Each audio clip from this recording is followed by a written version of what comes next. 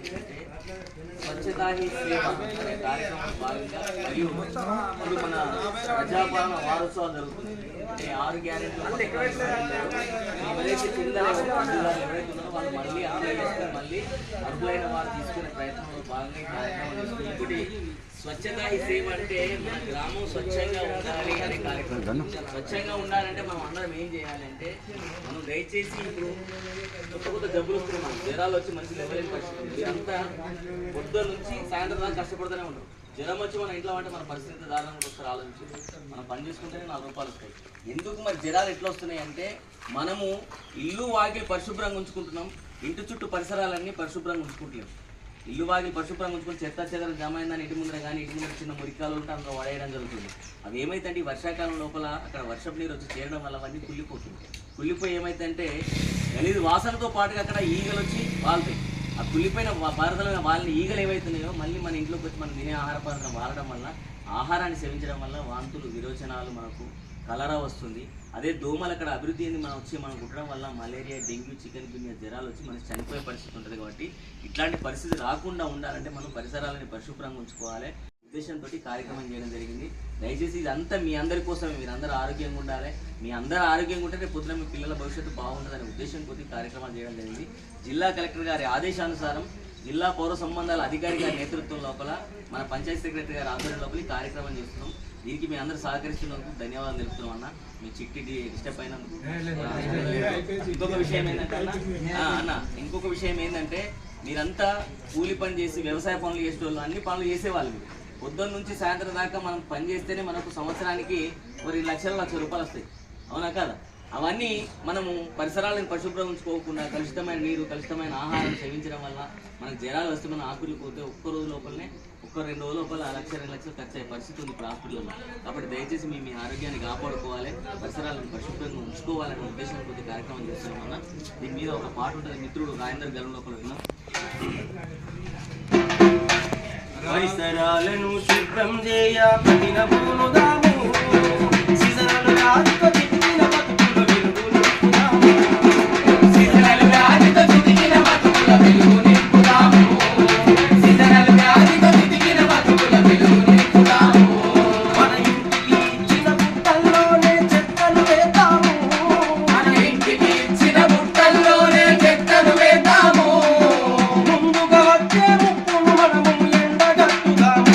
మనము ఎండగట్టుదాము, పరిసరాలను శుభ్రం చేయ కఠిన పూనుదాము, సీజనలు వ్యాధుల దిగిన బతుకుల వెలుగు నింపుదాము, సీజనలు వ్యాధుల దిగిన బతుకుల వెలుగు నింపుదాము.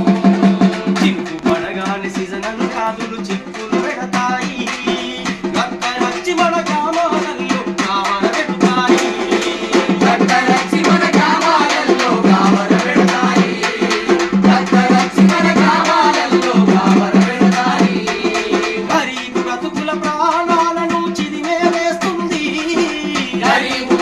ప్రాణాలను చిదిమే వేస్తుంది, చిన్న పెద్ద తేడా లేక అందరికొస్తుంది, అది యాగం చేస్తుంది. పరిసరాలను శుభ్రం చేయ పట్టిన పూనుదాము, సీజనలు వ్యాధుల దిగిన బతుకుల వెలుగు నింపుదాము, సీజనలు వ్యాధుల దిగిన బతుకుల వెలుగు నింపుదాము. అడ్డమైన రోగాలొచ్చి ఆగమాయ బతుకు, ఆదర బాదర చేతులు కడగక తింటే నీ ఖర్చు, ఆదర బాదర చేతులు కడగక తింటే నీ ఖర్చు, ఆదర బాదర చేతులు కడగక తింటే నీ ఖర్చు. తాపతాపకు చేతులు కడిగి శుభ్రంగా ఉందాము, తాపతాపకు చేతులు కడిగి శుభ్రంగా ఉందాము. చల్లని గాలిని వీచే చెట్టును మనం పెంచుదాము, ఇక మనం పెంచుదాము. పరిసరాలను శుభ్రం చేయ కఠిన పూనుదాము, సీజనలు రాజుల దిగిన బతుకుల వెలుగు నింపుదాము, సీజనలు రాజుల దిగిన బతుకుల వెలుగు నింపుదాము. సర్కారిచ్చే సౌకర్యాలను వినియోగం శుభ్రం చేయ కఠిన పూనుదాము, సీజనలు రాజుల దిగిన బతుకుల వెలుగు నింపుదాము, సీజనలు రాజుల దిగిన బతుకుల వెలుగు నింపుదాము, సీజనలు